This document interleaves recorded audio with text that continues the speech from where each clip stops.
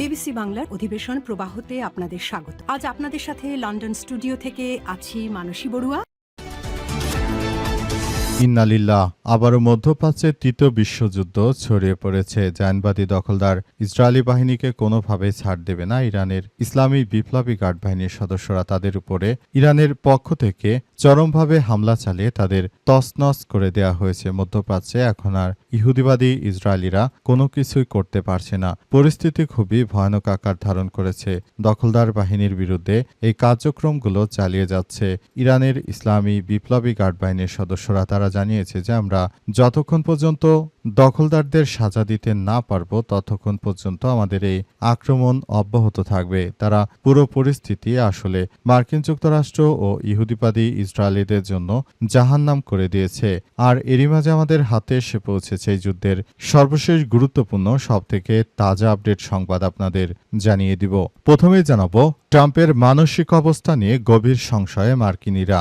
ইরানের সঙ্গে যুদ্ধ এবং পোপলীয় ইস্যুতে প্রেসিডেন্ট ডোনাল্ড ট্রাম্পের মানসিক স্বাস্থ্য এখন পাগলে পরিণত হয়েছে। মার্কিন যুক্তরাষ্ট্রের প্রেসিডেন্ট শুরু থেকে তিনি নিজেকে সুস্থ দাবি করলেও এখন দেখা যাচ্ছে তিনি মানসিকভাবে ভারসাম্যহীন হয়ে পড়েছেন। ইরানের সঙ্গে যুদ্ধ করে মার্কিন যুক্তরাষ্ট্র যে বিমানগুলো হারিয়েছে এটি পৃথিবীর ইতিহাসে মার্কিন যুক্তরাষ্ট্রের চরম পরাজয়। এর আগে কখনোই তারা এভাবে পরাজয় বরণ করেনি। এর ফলে মার্কিন যুক্তরাষ্ট্র এখন যিনি নেতৃত্ব দিচ্ছেন যুক্তরাষ্ট্রের প্রেসিডেন্ট ডোনাল্ড ট্রাম্প তিনি নিজেই মানসিকভাবে একটি রোগীতে পরিণত হয়েছেন। তিনি এখন আর সুস্থ অবস্থানে নেই। তার অবস্থা খুবই শোচনীয় আকার ধারণ করেছে। এরপর জানাবো বর্তমান পরিস্থিতিতে যুক্তরাষ্ট্রের সঙ্গে আলোচনা গ্রহণযোগ্য কিনা স্পষ্ট করল ইরান। বর্তমান মার্কিন যুক্তরাষ্ট্র যেভাবে ইরানের উপর অবৈধ অবরোধ করে রেখেছে এই প্রক্রিয়ার মধ্য দিয়ে মার্কিন যুক্তরাষ্ট্রের সঙ্গে ইরানের কোনো আলোচনার প্রশ্নই ওঠে না বলে জানিয়েছে ইরানের আইন প্রণেতারা। তারা জানিয়েছে যে এই সন্ত্রাসী রাষ্ট্র যুক্তরাষ্ট্রের সঙ্গে আমাদের কোনো ধরনের আলাপ আলোচনার কোনো আগ্রহ নেই। তারা জানিয়েছে যে আমরা মাথা নত করা জাতি নই, আমরা দখলদার ইসরায়েলি বাহিনী ও যুক্তরাষ্ট্রের সঙ্গে কোনো আলোচনায় বসব না।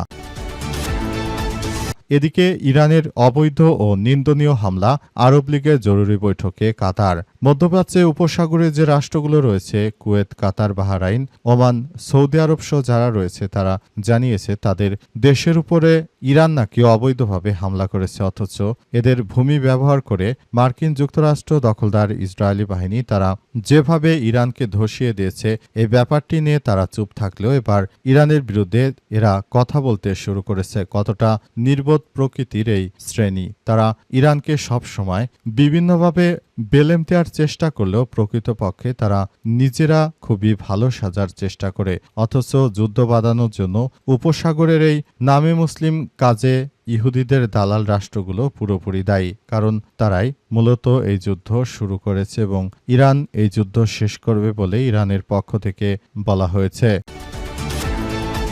এবারে জানাবো আলোচনার বিষয়ে ইরানের জবাবের অপেক্ষায় পাকিস্তান। মার্কিন যুক্তরাষ্ট্র এবং ইরানের মধ্যে দ্বিতীয় দফার বৈঠক হওয়ার কথা ছিল, তবে দ্বিতীয় দফার বৈঠকটি আপাতত মনে হচ্ছে হবে না। কারণ ইরান সাফ জানিয়ে দিয়েছে যে মার্কিন যুক্তরাষ্ট্র তাদের বিরুদ্ধে যেসব সন্ত্রাসী কর্মকাণ্ড চালিয়ে যাচ্ছে এতে করে তারা এই যুদ্ধবিরতিতে রাজি হতে পারেনি। কারণ মার্কিন যুক্তরাষ্ট্র তাদের উপর অবৈধভাবে নৌ অবরোধ দিয়ে রেখেছে। এই নৌ অবরোধ তুলে না নিলে তারা যুদ্ধবিরতিতে বসবে না এবং লেবানন ও ইসরায়েলের মধ্যে যদি যুদ্ধবিরতি না হয় তারা এই যুদ্ধবিরতি করবে না। তবে মার্কিন যুক্তরাষ্ট্রের তরফ থেকে এখন পর্যন্ত নৌ অবরোধ উঠানোর কোনো কথাই বলা হয়নি। সুতরাং ইরানও এই যুদ্ধবিরতি করবে না বলে তারা সাফ জানিয়ে দিয়েছে। তবে পাকিস্তান এই মুহূর্তে ইরানের অপেক্ষায় রয়েছে। তারা যদি যুদ্ধবিরতি করার জন্য তাদের প্রতিনিধিদের আলোচনার জন্য ইসলামাবাদে পাঠায় তাহলে হয়তো যুদ্ধবিরতি হতে পারে। তবে পরিস্থিতি কোন দিকে যাবে সেটি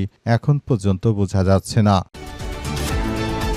এবং সর্বশেষ জানাবো অস্ত্র হাতে হামলার ছবি ভাইরাল, কলেজ প্রশাসন বলছে শনাক্ত করা যাচ্ছে না। চট্টগ্রাম সরকারি কলেজে জুলাই আন্দোলনের গ্রাফিতি ও ছাত্র মুছে গুপ্ত লেখা লিখে ছাত্রদল ও ইসলামী ছাত্র শিবিরের মধ্যে দফায় দফায় সংঘর্ষের ঘটনা ঘটে। এ সময় কয়েকজনকে ধারালো কিরিচ রামদা হাতে দেখা গেছে। তাদেরকে শিবিরের মিছিলের দিকে দৌড়ে যেতে দেখা যায়। সংঘর্ষে এখন পর্যন্ত অন্তত উভয় পক্ষের 20 জন আহত হওয়ার খবর পাওয়া গেছে। তবে এই পরিস্থিতিতে বিশ্ববিদ্যালয় প্রশাসন বলছে যে তারা নাকি এদেরকে আইডেন্টিফাই করতে পারছেন, অথচ তাদের ছবিগুলো এখন জ্বলজ্বল করছে অনলাইনে। প্রিয় দর্শক, এতক্ষণ শুনছিলেন সংবাদ শিরোনাম, এবারে বিস্তারিত। তবে তার আগে বন্ধুরা অনুরোধ থাকবে এই সংবাদটিতে একটি লাইক দিন। এই চ্যানেলে আপনি নতুন হয়ে থাকলে আমাদের সংবাদটি দেখতে দেখতে চ্যানেলটি সাবস্ক্রাইব করে রাখুন। কমেন্ট করে বন্ধুরা আপনার মূল্যবান মতামত জানিয়ে দিন আপনি বিশ্বের কোন দেশ থেকে বা বাংলাদেশের কোন স্থান থেকে আমাদের সংবাদটি দেখছেন এবং শুনছেন। আর বন্ধুরা, সংবাদটি আপনার সোশ্যাল মিডিয়া ফেসবুকে শেয়ার করে বন্ধুদেরও দেখার সুযোগ করে দিন। গাজা যুদ্ধে আপনি যদি নিরীহ ফিলিস্তিনিদের ভালোবেসে থাকেন বন্ধুরা, কমেন্টে ইয়েস লিখে পুরো বিশ্বকে আমাদের এই সংবাদটি দেখার সুযোগ করে দিন। এবারে বিস্তারিত। ট্রাম্পের মানসিক অবস্থা নিয়ে গভীর সংশয়ে মার্কিনীরা। মার্কিন যুক্তরাষ্ট্রের প্রেসিডেন্ট ডোনাল্ড ট্রাম্প তার শারীরিক অবস্থা নিয়ে সংশয় প্রকাশ করেছে। মার্কিন যুক্তরাষ্ট্রের নাগরিকরা তারা জানিয়েছে যে ট্রাম্পের শারীরিক অবস্থা খুবই খারাপ অবস্থানে চলে গেছে। যুদ্ধ শুরু করার আগে তার শারীরিক অবস্থা যেমন ছিল, এই মুহূর্তে তার শারীরিক অবস্থা খুবই খারাপ হয়ে গেছে। তিনি শুরু থেকে যে ধরনের কার্যক্রমগুলো চালিয়ে যাচ্ছিলেন, এখন সেটি পারছেন না। পরিস্থিতি তার জন্য অত্যন্ত জটিল আকার ধারণ করেছে এবং এজন্য আসলে পুরো বিষয়টি খুবই দুঃখজনক হলেও সত্য আকার ধারণ করেছে। এই পরিস্থিতি এতটাই জটিল আকার ধারণ করেছে যে সবকিছুর জন্য আসলে এই পরিস্থিতি খুবই জটিল আকার ধারণ করেছে। পরিস্থিতি এতটাই খারাপ আকার ধারণ করেছে, এখন থেকে চাইলেও আসলে এটি কোনোভাবে আর বাতিল করা সম্ভব হচ্ছে না। সবকিছু ধ্বংসস্তূপে পরিণত হয়েছে।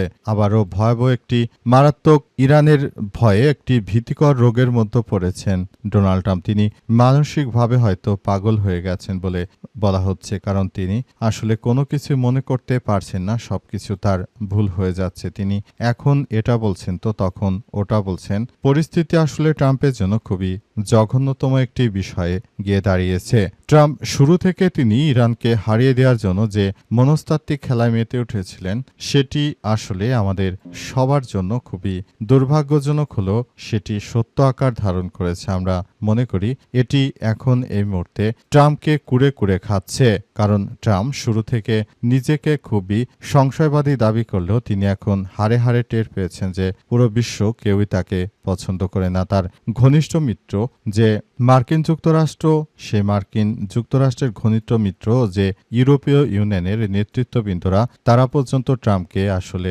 বাতিলের খাতায় ফেলে রেখেছে। সুতরাং নিজে এখন পরিস্থিতির মধ্যে পড়ে গেছেন এবং তিনি আসলে কোনো কিছুই করতে পারছেন না। তার জন্য অত্যন্ত দুর্ভাগ্য একটি ব্যাপার হয়ে দাঁড়িয়েছে, কারণ তিনি শুরু থেকে এসব বিষয়গুলো নিয়ে যে সিরিয়াসনেসের মধ্যে ছিলেন, এবার তিনি ফেঁসে গেছেন।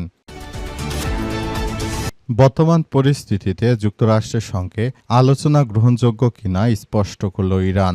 ইরানের আইন প্রণেতা সাব জানিয়ে দিয়েছে যে বর্তমান পরিস্থিতিতে যুক্তরাষ্ট্রের সঙ্গে কোনো ধরনের আলোচনা গ্রহণযোগ্য নয়। বর্তমান পরিস্থিতিতে মার্কিন যুক্তরাষ্ট্রের প্রেসিডেন্ট যে ধরনের সন্ত্রাসী কর্মকাণ্ড চালিয়ে যাচ্ছে, এটি তার জন্য শুভকর হলেও আসলে বিষয়টি ইরানের জন্য কোনো শুভকর বিষয় হতে পারে না বলে সেখানে উল্লেখ করা হয়েছে এবং বলা হয়েছে যে বর্তমান পরিস্থিতি অবশ্যই ইরান মোকাবেলা করবে। ইরানের ইসলামী বিপ্লবী গার্ড বাহিনীর সদস্যরা আরও জানিয়েছেন যে পরিস্থিতি যতই খারাপ আকার ধারণ করুক, ইরান তার দেশের হয়ে কাজ করবে, লড়াই তারা অব্যাহত রাখবে এবং মার্কিন যুক্তরাষ্ট্র দখলদারদের কোনোভাবেই কোনো কিছুতে ছাড় দেওয়া হবে না বলে তারা উল্লেখ করেছে এবং এই পরিস্থিতির মধ্য দিয়ে মূলত ভবিষ্যতের দিকে তারা এগিয়ে যাচ্ছে। ইরানের ইসলামী বিপ্লবী গার্ড বাহিনীর সদস্যরা তারা শুরু থেকে নিজের দেশের হয়ে লড়াই করার জন্য যে দৃঢ় প্রতিজ্ঞ অবস্থানে ছিল, বর্তমানে তারা সেখানেই রয়েছে। তারা কখনো মাথা নত করেনি, তারা কখনো মাথা নত করবে না বলে নিশ্চিত করা হয়েছে। তারা ভবিষ্যতে নিজেদের রাষ্ট্রকে একটি ভালো জায়গায় দেখতে চায়, তাই তারা এখন এই কাজগুলো চালিয়ে যাচ্ছে যাতে করে ভবিষ্যতে তারা একটি ভালো রাষ্ট্র বিনির্মাণ করতে পারে। এটি তাদের প্রধান এবং মূল চালিকা শক্তি বলে জানিয়েছে ইরানের ইসলামী বিপ্লবী গার্ড বাহিনীর সদস্যরা।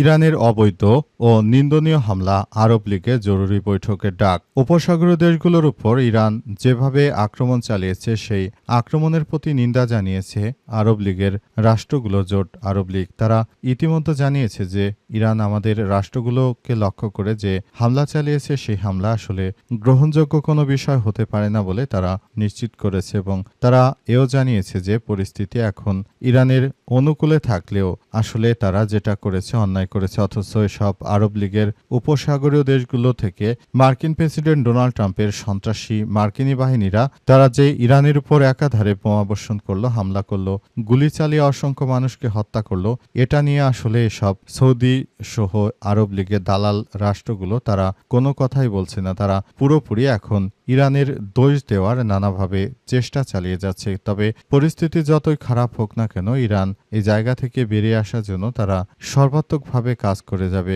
বর্তমান পরিস্থিতিতে আসলে দখলদার ইসরায়েলি বাহিনী তারা যে ধরনের কর্মকাণ্ড করছে এটি কোনোভাবেই গ্রহণযোগ্য হতে পারে না। সারা বিশ্বের কাছে তারা নিজেদের ভাবমূর্তি একদম নস্যাৎ করে দিয়েছে। তারা নিজেরা আসলে যে ধরনের কার্যক্রমগুলো চালিয়ে যাচ্ছে এটি কোনোভাবেই গ্রহণযোগ্য কোনো বিষয় হতে পারে না। পুরো মধ্যপ্রাচ্য জুড়ে ইহুদিবাদী, ইসরায়েল ও জায়নবাদীরা শুরু থেকে যে সব কর্মকাণ্ডগুলো চালিয়ে যাচ্ছে এটি কোনোভাবেই আরও কোনো কারো কাছে গ্রহণযোগ্য হতে পারে না বলে নিশ্চিত করা হয়েছে। আলোচনার বিষয় ইরানের জবাবের অপেক্ষায় পাকিস্তান। ইসলামাবাদে যুক্তরাষ্ট্রের সঙ্গে পরবর্তী আলোচনার অংশ নেবে কিনা ইরান সেই অপেক্ষায় রয়েছে পাকিস্তান। পাকিস্তানের পক্ষ থেকে আসলে ইরানের সঙ্গে আবারও নতুন করে যুক্ত হওয়ার চেষ্টা করা হচ্ছে এবং বলা হচ্ছে যাতে করে ইরান দ্রুততম সময়ের মধ্যে পাকিস্তান ও ইরানের মধ্যে যুদ্ধবিরতির বিষয় নিয়ে আলাপ আলোচনা শুরু করে এবং পাকিস্তানের পক্ষ থেকে ইরানের প্রতিনিধিদের আনার জন্য তারা ফাইটার যুদ্ধবিমান নিয়ে আসলে পরিস্থিতি সামাল দেওয়ার চেষ্টা করছে পাকিস্তান। তবে এখন পর্যন্ত ইরানের পক্ষ থেকে জানানো হয়েছে যে মার্কিন যুক্তরাষ্ট্র যেহেতু কথা দিয়ে কথা রাখেনি, এই পরিস্থিতিতে কি হতে চলেছে বিষয়টি এখন পর্যন্ত আমরা বলতে পারছি না। পরিস্থিতি আরো ভয়াবহ খারাপের দিকে যাচ্ছে। এখন এই পরিস্থিতির মধ্যে আসলে বিষয়টি খুবই গুরুত্ব সহকারে দেখা হচ্ছে কি হতে চলেছে ভবিষ্যতে এবং আগামীতে কি হবে সেসব বিষয় নিয়ে তারা কাজ করছে।